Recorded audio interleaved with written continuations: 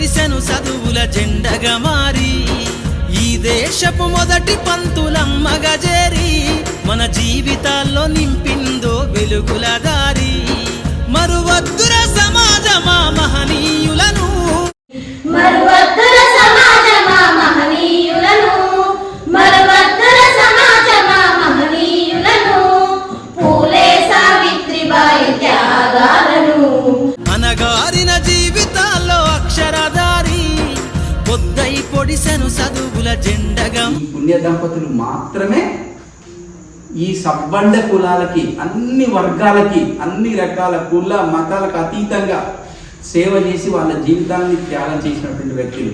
అందుకే వీళ్ళని ఏమని గుర్తుపెట్టుకోవాలంటే కాలాతీత వ్యక్తులు అని గుర్తుపెట్టుకోవాలండి.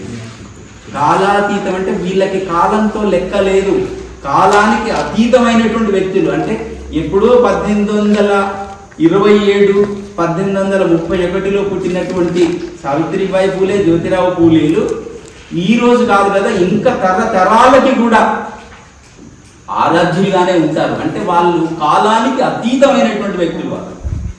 వాళ్ళ చరిత్ర అలాంటిది, వాళ్ళు చేసినటువంటి సేవ అలాంటిది.